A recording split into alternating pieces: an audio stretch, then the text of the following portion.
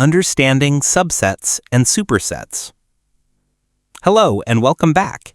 In our last lesson, we learned what a set is, a collection of distinct objects.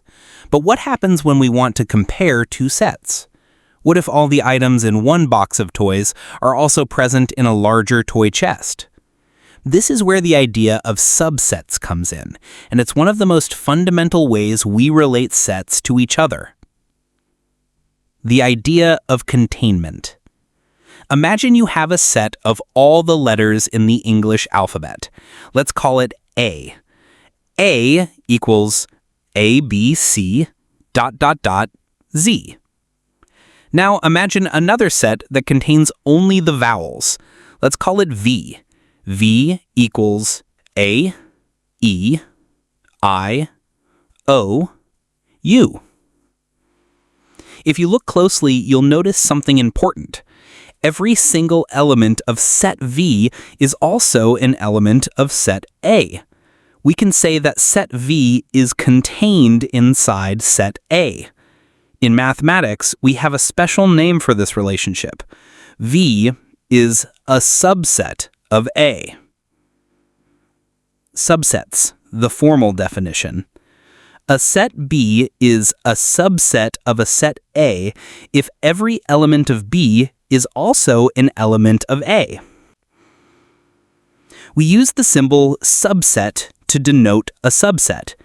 So we can write B subset A, read as B is a subset of A. Example, let A equal 1, 2, 3, 4, 5, and B equals 1, 3, 5. Since every element in B, 1, 3, and 5, is also in A, we can say that B is a subset of A. Visually, we can represent this with a Venn diagram. Imagine set A as a large circle. Since all of B's elements are inside A, the circle for B would be drawn completely inside the circle for A. This makes the containment idea crystal clear. Proper subsets. What if two sets are equal? Let A equal 1, 2, 3, and B equals 1, 2, 3. Is A a subset of B? Yes, because every element of A is also in B, so A subset B. In fact, every set is a subset of itself. But sometimes we want to talk about a subset that is strictly smaller than the other set. This is called a proper subset. A set B is a proper subset of a set A if B is a subset of A, but B is not equal to A. This means A must contain at least one element that is not in B. We use the symbol subset to denote a proper subset. B subset A, read as B is a proper subset of A. However, if C equals 1, 2, 3, 4, 5, we can say C subset A, but we cannot say C subset A because C is equal to A. Think of the symbols like this. Subset is like less than or equal to. Subset is like strictly less than. Supersets. If B is a subset of A, then A is a superset of B. This is just looking at the same relationship from the other direction. We use the symbol superset and superset for proper superset. A superset B means A is a superset of B. A superset B means A is a proper superset of B. It's like saying, if you are my child, then I am your parent.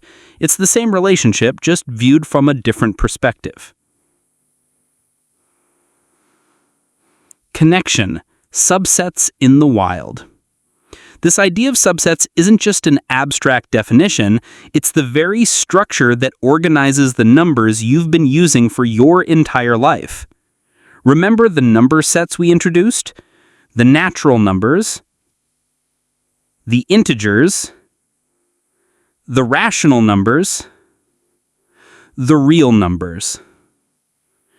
Every natural number is also an integer, so n, subset, z. Every integer is also a rational number, since any integer z can be written as z over 1. So z, subset, q. Every rational number is also a real number, so q, subset, r. We can write this beautiful chain of containment. N, subset z, subset q, subset r. This elegant hierarchy, built entirely on the concept of proper subsets, is a cornerstone of mathematics. Summary and look ahead. Let's recap what we've learned. A set B is a subset of A, B, subset A, if all of B's elements are in A. A set B is a proper subset of A if it's a subset but is not equal to A. A superset, also the same stuff but from the other direction, is like saying a mother whose children are inside a bigger box. Understanding subsets and supersets. In our next lesson, we're going to explore two very special and powerful types of sets, the empty set and the power set. What happens when you have a set of sets?